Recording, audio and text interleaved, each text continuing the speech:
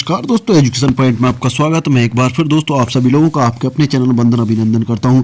दोस्तों आज हम बात करेंगे मध्य प्रदेश शिक्षक भर्ती वर्ग 3 की। और दोस्तों जो अतिथि शिक्षकों के लिए देखिए पद आवंटित हो गए हैं, मतलब ये अब क्लियर हो गया है कि दोस्तों अब इस भर्ती में भी अतिथि शिक्षकों को 25% रिजर्वेशन मिल रहा है दोस्तों, क्योंकि गवर्नमेंट ने सब तरीके से साथ की कोशिश की है। अब बात करेंगे, देखिए दोस्तों जब 25% रिजर्वेशन बनना है और आपके दिमाग में एक चीज़ आ रही होगी कि भैया हमने 25% तो ठीक है, लेकिन यहाँ पर जब हमने ऑनलाइन करवाया था ना तो अतिथि शिक्षक का कोई यस या नो किया था और ना ही कोई सर्टिफिकेट अपलोड हुआ था, तो अब ये कैसे होगा? तो अतिथि शिक्षकों को क्या करना है? तो दोस्तों इसके लिए आपको पूरा वीडियो अंत तक देखना होगा। दोस्तों मैं पूरी महत्वपूर्ण जानकारी आपको दे दूंगा, है ना, कि क्या क्या करना है।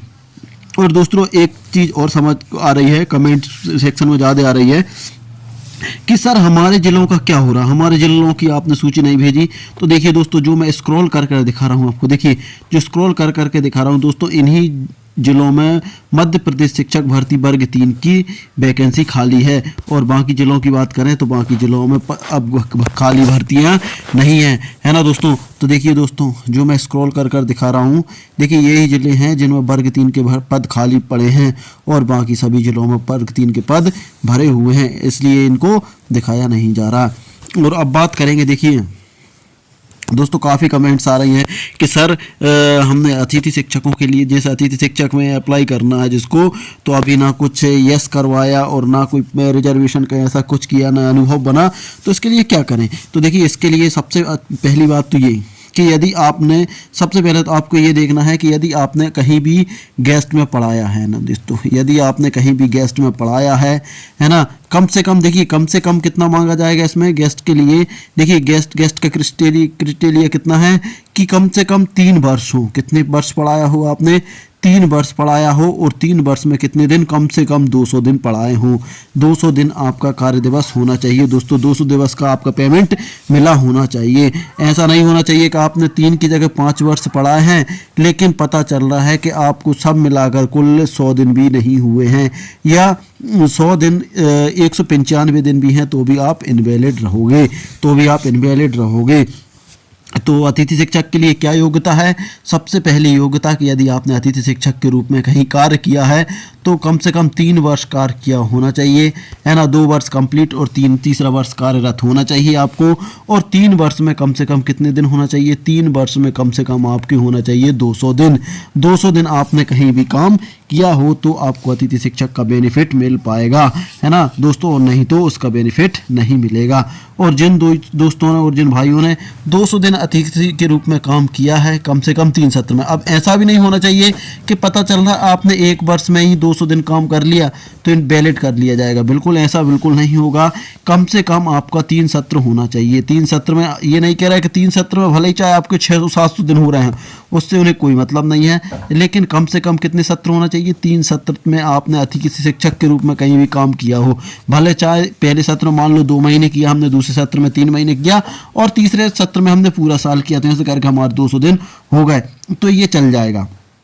बाकी ये नहीं होना चाहिए कि हमने सिर्फ एक ही सत्र काम किया और हमारे 200 दिन हो गए तो इनको वैलिड कर लिया जाएगा। तो बिल्कुल इसको वैलिड बिल्कुल नहीं किया जाएगा। अब बात होती है, देखिए अब बात होती है हमने अतिथि शिक्षक के रूप में पढ़ाया है और अब हमारा सर्टिफिकेट कहाँ से बनेगा? तो इसका मैं सॉल्यूशन बता दे रहा हूँ दोस्तों। आपने जिस भी संकुल में पढ़ाया दोस्तों, जिस भी आपने संकुल में पढ़ाया, जिस स्कूल में पढ़ाया है, पहले तो आप देखिए, पहले आपने जिस संस्था में पढ़ा है या जिस स्कूल में पढ़ाया है तो वहाँ का जो प्रभारी रहेगा, प्रभारी शिक्षक रहेगा, या चाहे आप एक HM हो सकता है, या प्रभारी प्रिंसिपल हो सकते हैं, प्राचार्य हो सकते हैं, कोई भी हो सकता है, तो उससे आप वो बनाएगा आपके दिनों का मिलान करने के लिए उसको फॉर्मेट दिया जाएगा। तो आपके दिनों के हिसाब से वहाँ से एक आपकी जानकारी पहुँचेगी संकुल, है ना दोस्तों। कहाँ पहुँचेगी? आपके जो आपका संकुल लगता है, संकुल में जानकारी पहुँचने वाली है और संकुल से जानकारी इकट्ठी की जाएगी। फिर उसके बाद आपके संकुल से जो भी पेमेंट हुआ है ना दोस्तों, जो भी पेमेंट हुआ है उससे मिलान किया जाएगा पेमेंट सीट से। देखिए पेमेंट सीट क्या होती है? पेमेंट शीट ये रहेगी कि आपने जहाँ भी गेस्ट टीचर के रूप में काम किया है तो आपको हर महीने का वेतन दिया जाता है, तो उसका वाउचर जो रहता है वो दिखने लगता है, जो बिल रहता है वो ऑनलाइन दिखने लगता है। और ऑनलाइन पूरी व्यवस्था चल रही है अतिथि शिक्षकों की, है ना, तो ऑनलाइन दिखेगा, है ना दोस्तों। तो आपने यदि कहीं भी काम किया है और आपने कम से कम 200 दिन का आपको वेतन मिला है ना, ऑनलाइन, तो आप उसके लिए वैलिड रहोगे। फिर आपका अतिथि शिक्षक का जो प्रमाण पत्र बनेगा वो बनेगा कहाँ से दोस्तों, आपके जिला लेवल से। आपने जिस जिले में काम किया है तो जिला शिक्षा अधिकारी, देखिए जिला शिक्षा अधिकारी उस सर्टिफिकेट को बनाएंगे, है ना, और उसका वेरिफिकेशन भी किया जाएगा।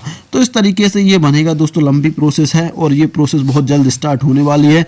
जब अतिथि शिक्षकों के लिए गवर्नमेंट ने वैकेंसी खोल दी है तो ज़रूर अब बहुत जल्द नया कोई एक आदेश निकलने वाला है जिसमें अतिथि शिक्षकों के अनुभव बनेंगे। तो दोस्तों एक चीज़ और ये भी याद रखना है कि जिनने रियल में अतिथि शिक्षक के रूप में काम किया है तो उन्हें एक चीज़ और याद रखना है कि अपने आसपास देखना है कि कहीं फर्जी तरीके से अतिथि शिक्षक के फर्जी तो नहीं बन रहे। क्योंकि देखिए यदि मान लो फर्जी बन जाएंगे तो जिन लोगों को बेनिफिट मिलना चाहिए अतिथि शिक्षक का, उनको बेनिफिट नहीं मिल पाएगा। तो इसलिए दोस्तों आप लोगों की भी ये जिम्मेदारी बनती है कि अपने आसपास देखें कोई फर्जी तो नहीं बनवा रहा है ना, जिसने अतिथि शिक्षक के रूप में काम नहीं किया है और फर्जी बनवा रहा है। इससे नुकसान जिन लोगों ने अतिथि शिक्षक के रूप में किया है 5 से 8 साल उन्हें खराब कर लिए, उनके लिए नुकसान हो जाएगा। तो दोस्तों और भी आपको अतिथि शिक्षक से संबंधित यदि कोई समस्या है, कैसे सर्टिफिकेट बनेगा, यदि समझ में नहीं आए तो आप मेरे व्हाट्सअप नंबर 7828657271 पर भी आप मैसेज कर उसकी जानकारी प्राप्त कर सकते हैं। लेकिन आपको कॉल नहीं करना है, नो फ़ोन कॉल्स, है ना, कॉल नहीं करना है दोस्तों किसी भी कंडीशन में, है ना। आप वहां से आप इन्फॉर्मेशन प्राप्त कर सकते हैं। तो दोस्तों ये था वीडियो। आप लोगों को वीडियो कैसा लगा, यदि अच्छा लगा तो लाइक शेयर कमेंट करिएगा, है ना दोस्तों। और उसके बाद भी अच्छा लगा तो आप चैनल को सब्सक्राइब भी कर सकते हैं। तो दोस्तों मिलते हैं अगले वीडियो में, तब तक के लिए जय हिंद जय भारत।